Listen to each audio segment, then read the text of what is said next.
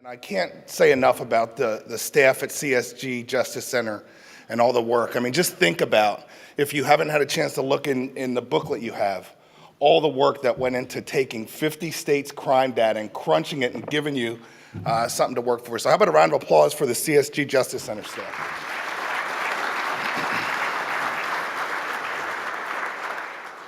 Well, I'll tell you, kicking off an event like this with the folks who are in this room is just kind of awe-inspiring, and I'm rarely feel overwhelmed. But when you're sitting in a room and supposed to kick off an event with 50 states represented and literally everyone around the table who could be standing up here right now, it's a huge task.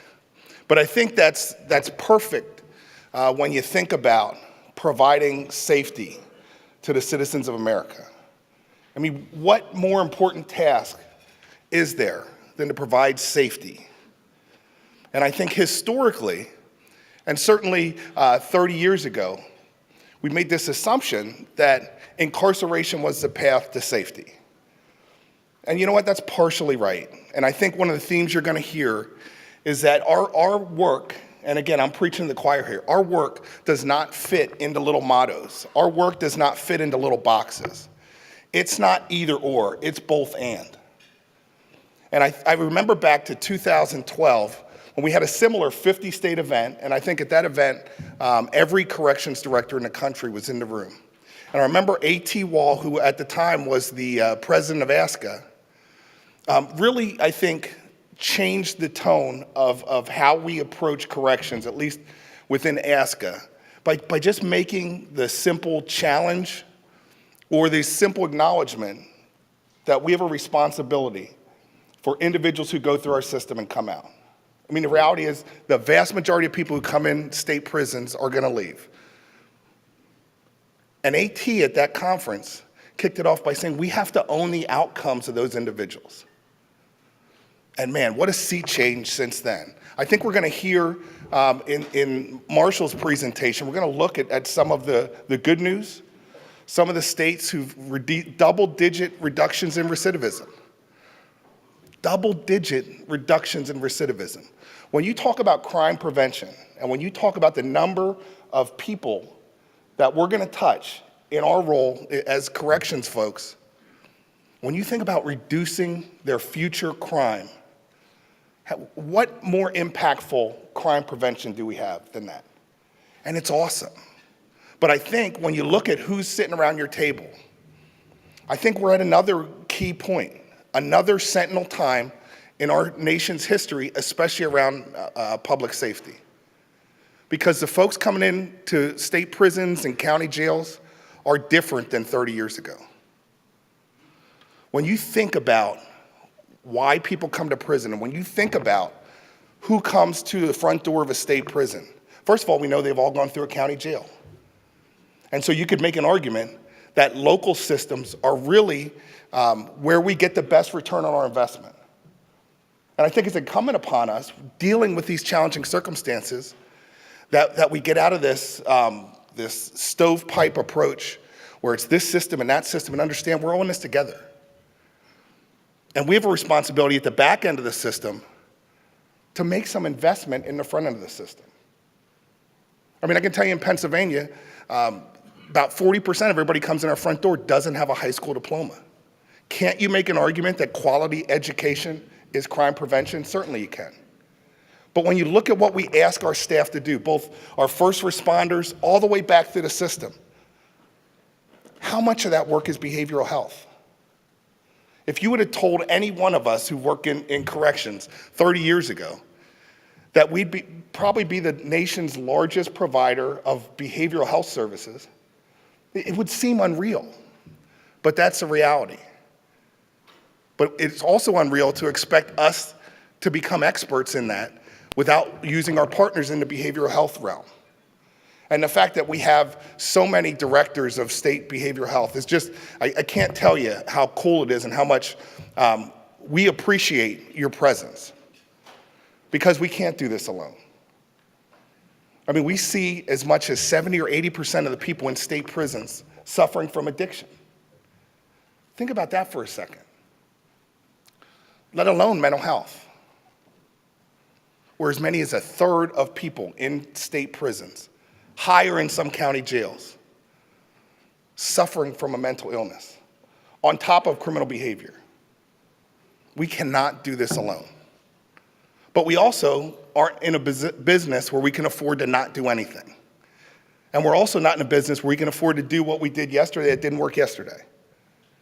And that's really what this is about. This is getting key folks from different realms in a room together to just figure it out. And you know what? Some of this work, here's a newsflash, not sexy, not fun, don't make good headlines. You know, it may surprise you, I used to play a little football back in the day, as they say, and I'm proud to say I was an offensive lineman.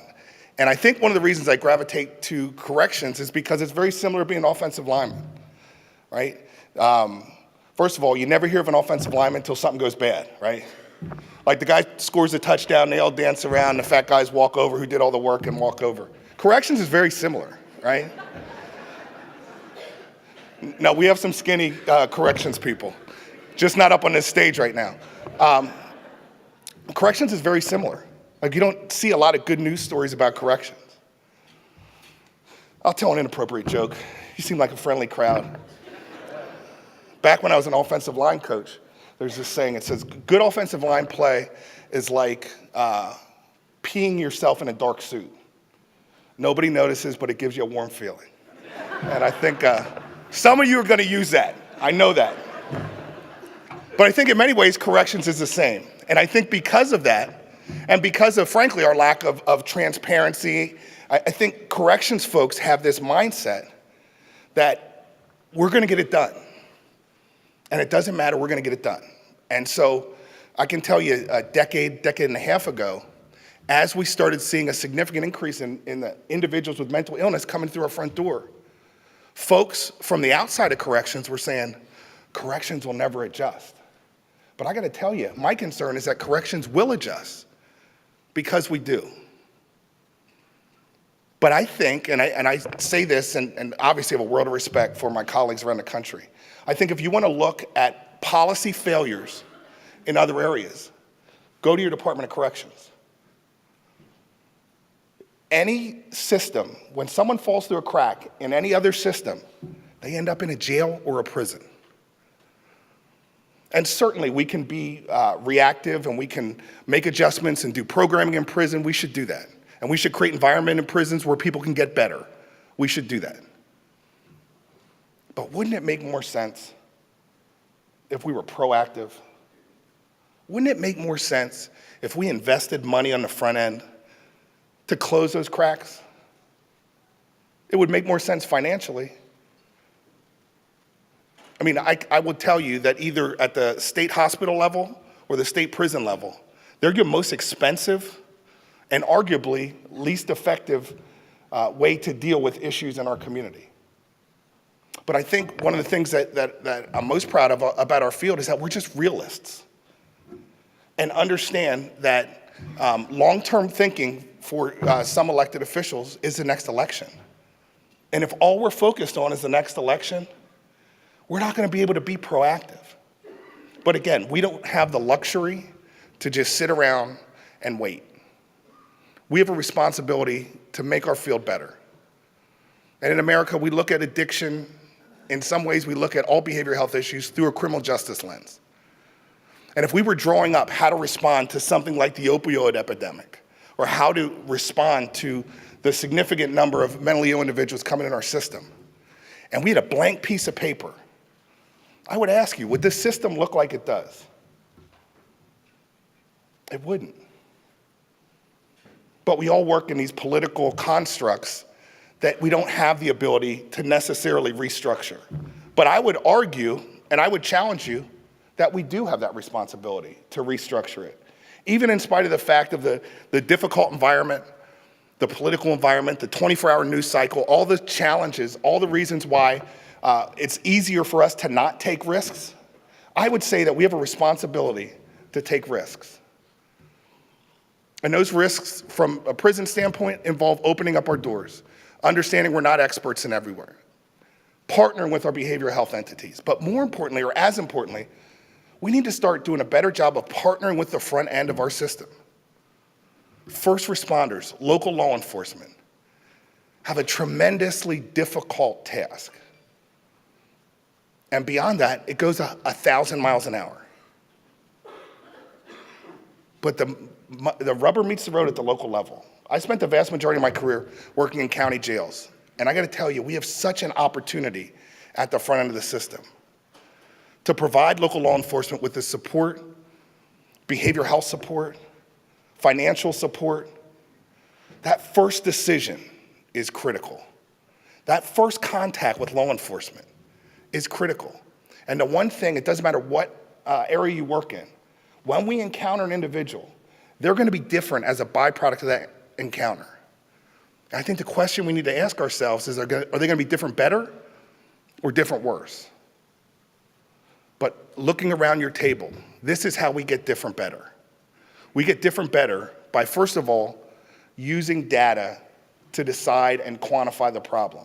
Not an area, frankly, that we've had we as a discipline have had a particular strength in. I mean, the notion that every one of us is sitting here with local crime data, local accurate crime data, is amazing. But that's where we need to start. Certainly the medical field uses a lot of data, right?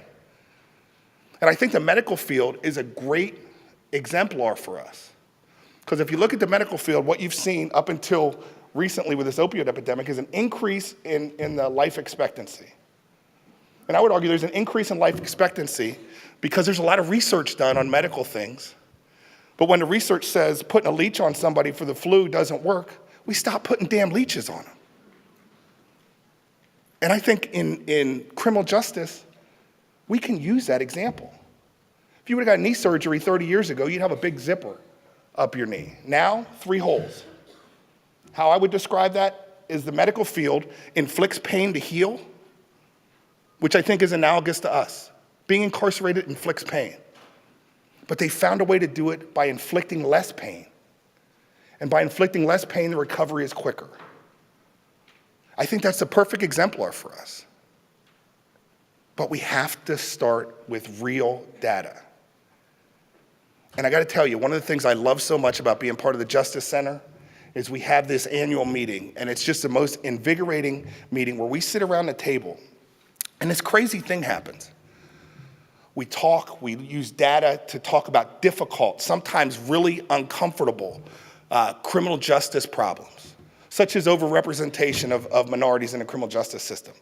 That's uncomfortable to talk about. But when you start with data, you have the ability to do that. But the craziest thing happens at these meetings. When somebody's talking, everybody else in the room does this thing called listening. And they listen. And then they actually respond to what the individual said, specifically, not with sound bites, not with the opinion they walked in the room with. And it's an amazing day and a half. And they work the heck out of us. I mean, we get maybe 2 5-minute breaks. We got to eat and work at the same time. I mean, it's a lot of work. But everybody loves it. And I would say that in this new construct, and there's this African proverb that says that when the music changes, so does the dance. And the music has changed. Look at the individuals who are in our system now. Look at the individuals who local law enforcement has contacts with. They're mentally ill. They're addicted. They're poorly educated. We can't respond. Our system, we have a responsibility to develop a system around the needs of people who use that system. And that certainly includes victims of crime. Certainly includes victims of crime. Because nobody signs up for that. Nobody chooses to be a victim of crime. But how better to honor crime victims than have the individual who victimized them not have any more victims? We can't do that alone. None of us can. Local law enforcement can't do it. Local behavioral health can't do it. We have to work together, and we have that opportunity. And data has to drive the day. I mean, again, we're in a time where there's a lot of rhetoric from all different directions. There's advocates who criticize the system, or system who criticize the advocates. At the end of the day, I've worked in this field a long time, and I know a lot of people in this room. People care. People want to do the right thing. People want people to leave our system better than they came in. We just have to understand that not only can we do it better, we must do it better. And not only can't we do it alone, we have to do it together. So I hope you get the most out of the next several days, 2 days, right? 2 days. Really, I hope you leave here knowing a heck of a lot more people than you came in. I know we're seated by table with other states, but you know, there is a couple breaks today. So really get to know each other and let's figure this thing out. America needs us so people can be safe. And we have the opportunity to do that better. Thank you very much.